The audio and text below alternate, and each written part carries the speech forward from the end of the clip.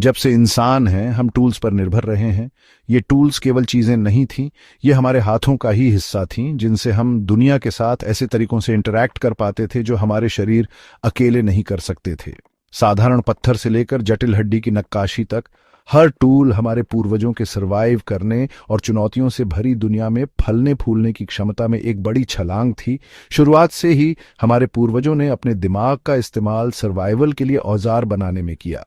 ये शुरुआती इंसान अपने एनवायरनमेंट को बारीकी से ऑब्जर्व करते थे, उन जानवरों से सीखते थे जिनका वो शिकार करते थे और उन मटेरियल से जो वो इकट्ठा करते थे। उन्होंने अलग अलग पत्थरों, हड्डियों और लकड़ियों के साथ एक्सपेरिमेंट किया, धीरे धीरे अपनी टेक्निक्स को परफेक्ट बनाया ताकि ज्यादा इफेक्टिव टूल्स बना सकें। ये शुरुआती टूल्स अक्सर डिजाइन में सिंपल, खाना ढूंढने, घर बनाने और शिकारियों से बचाव के लिए जरूरी थे। एक तेज पत्थर जीवन और मृत्यु के बीच का अंतर हो सकता था, जिससे शुरुआती इंसान मांस काट सकते थे, जानवरों की खाल उतार सकते थे और यहां तक कि लकड़ी भी तराश सकते थे। इन टूल्स की सादगी उनके महत्व को कम नहीं करती थी, क्योंकि ये वो नींव थी जिस पर आगे चलकर और कॉम्प्लेक्स टेक्नोलॉजीज का निर्माण होगा। इन टूल्स में वेपन्स एक अलग कैटेगरी के रूप में उभरे, ऑब्जेक्ट्स जो विशेष रूप से शिकार और युद्ध दोनों के लिए बनाए गए थे। उदाहरण के लिए, भाला केवल शिकार करने का एक टूल नहीं था, ये प्रतिद्वंद्वी समूहों और शिकारियों से बचाव के लिए भी एक हथियार था। धनुष और बाण एक और रेवोल्यूशनरी आविष्कार ने उस सीमा को बढ़ा दिया जिस पर मनुष्य शिकार और लड़ाई कर सकते थे, जिससे सर्वाइवल और कॉन्फ्लिक्ट की डायनामिक्स बदल गई। हथियारों का विकास और उपयोग मानव इतिहास में एक महत्वपूर्ण क्षण है। यह क्षण केवल नए टूल्स के निर्माण के बारे में नहीं था, बल्कि स्वयं मानव समाज के विकास के बारे में था। हथियारों ने शुरुआती मनुष्यों को अपने समुदायों की रक्षा करने, संसाधनों को सुरक्षित करने और टेरिटरीज स्थापित करने की अनुमति दी। वे डोमिनेंस दिखाने और ऐसी दुनिया में सर्वाइवल सुनिश्चित करने का एक साधन थे जहां कंपटीशन बहुत ज्यादा थी। वे इनोवेशन, एडेप्टेशन और हमारे पूर्वजों द्वारा सामना की जाने वाली हमेशा मौजूद चुनौतियों की कहानी बताते हैं। बनाया गया प्रत्येक हथियार मानव इंजेन्युइटी और बाधाओं को दूर करने के अथक प्रयास का प्रमाण था। इन हथियारों को बनाने की प्रक्रिया में न केवल शारीरिक कौशल की आवश्यकता होती है, बल्कि मटेरियल्स और मैकेनिक्स की गहरी समझ भी होती है। यह ट्रायल एंड एरर, सीखने और सुधार करने का एक कंटिन्यूअस साइकिल था। दुनिया भर में अलग अलग संस्कृतियों ने अपने अपने यूनिक आर्सनल्स बनाए, जिनमें से प्रत्येक उनके एनवायरनमेंट, जरूरतों और इंजेन्युइटी को दर्शाता है। अफ्रीका के घने जंगलों में हल्के और वर्सेटाइल हथियार विकसित किए गए थे। एशिया के विशाल मैदानों में धनुष और बाण जैसे लंबी दूरी के हथियार प्रचलित हो गए। प्रत्येक संस्कृति के हथियार उनकी यूनिक चैलेंजेस और उन पर काबू पाने के लिए उनके द्वारा तैयार किए गए सॉल्यूशंस का प्रतिबिंब थे। लेकिन हथियारों की कहानी केवल कॉन्फ्लिक्ट के बारे में नहीं है। यह समाजों, अर्थव्यवस्थाओं के विकास और हमारे शेयर्ड ह्यूमन एक्सपीरियंस के ताने बाने से जुड़ी हुई है। हथियारों ने व्यापार को आसान बनाया, क्योंकि समुदायों ने न केवल सामानों का बल्कि ज्ञान और टेक्निक्स का भी आदान प्रदान किया। उन्होंने सोशल हायरार्कीज के निर्माण में भूमिका निभाई, जिसमें कुशल हथियार निर्माता और योद्धा अक्सर शक्ति और प्रभाव के पदों पर रहते थे। इस एक्सप्लोरेशन में हम उस समय में वापस जाते हैं जब यूरोप में शुरुआती इंसान रहते थे, जो सर्वाइवल की कठोर रियलिटीज से जूझ रहे थे। महाद्वीप के डाइवर्स लैंडस्केप्स, घने जंगलों से लेकर खुले मैदानों तक, यूनिक चैलेंजेस पेश करते थे जिनके लिए इनोवेटिव सॉल्यूशंस की आवश्यकता थी। शुरुआती यूरोपीय लोगों को विभिन्न क्लाइमेट्स और टेरेन्स के अनुकूल होना पड़ा, जिनमें से प्रत्येक को सर्वाइवल के लिए अलग अलग स्ट्रैटेजीज और टूल्स की आवश्यकता थी। हम इस महाद्वीप पर इस्तेमाल किए गए सबसे पुराने हथियारों का पता लगाएंगे, इन एंशिएंट टूल्स के पीछे की क्राफ्ट्समैनशिप पर मार्वल करेंगे और यूरोपीय प्री हिस्ट्री के कोर्स को आकार देने पर उनके गहरे प्रभाव पर विचार करेंगे।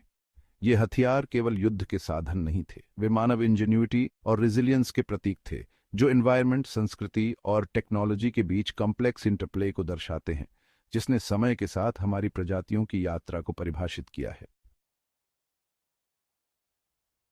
एक ऐसे समय की कल्पना कीजिए जब धातु नहीं थी, एक ऐसा समय जब पृथ्वी ने ही सर्वाइवल के लिए मटेरियल्स प्रदान किए। यूरोप में शुरुआती इंसान दुनिया भर में अपने काउंटरपार्ट्स की तरह शुरू में प्रकृति के उपहार, पत्थर, हड्डी और लकड़ी से बने टूल्स पर निर्भर थे। ये मटेरियल्स साधारण लगने के बावजूद आश्चर्यजनक कौशल और प्रिसिजन के साथ बनाए गए थे।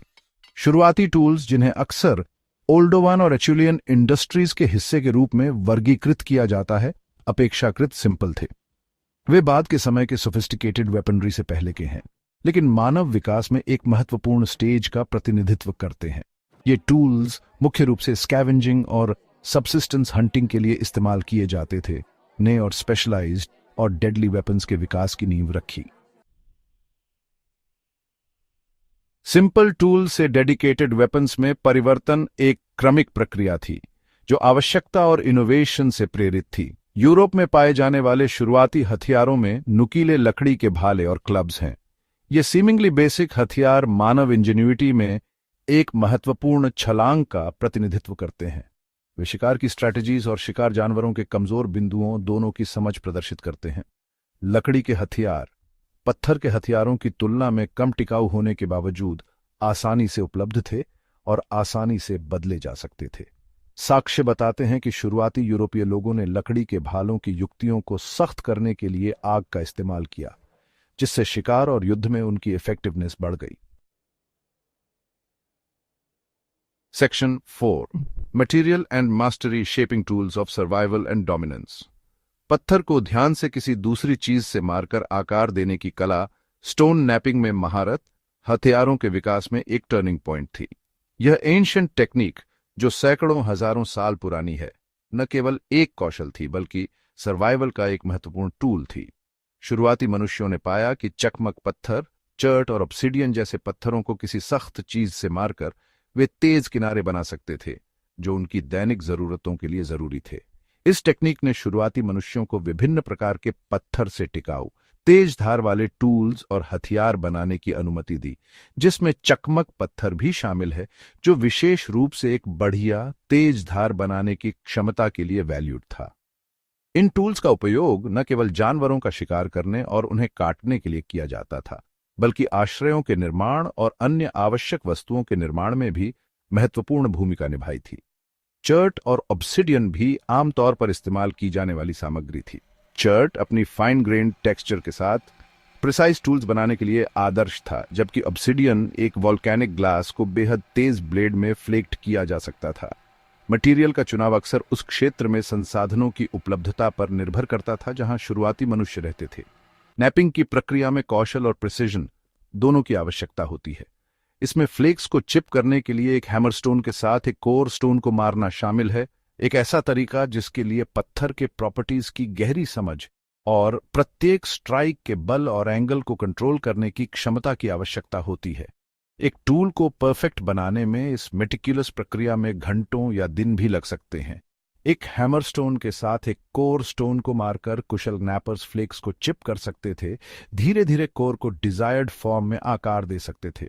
हटाया गया प्रत्येक फ्लेक टूल को उसके अंतिम आकार के करीब लाता था, चाहे वह भाले की नोक हो, कुल्हाड़ी का सिरा हो या एक सिंपल कटिंग टूल हो। ऐसे टूल्स का उत्पादन करने की क्षमता शुरुआती मनुष्यों के सामने आने वाले कठोर एनवायरनमेंट्स में एक महत्वपूर्ण लाभ था। परिणामी टूल्स और हथियार डिजाइन में सिंपल होने के बावजूद शिकार करने, जानवरों को काटने और खाल को प्रोसेसिंग करने के लिए उल्लेखनीय रूप से इफेक्टिव थे।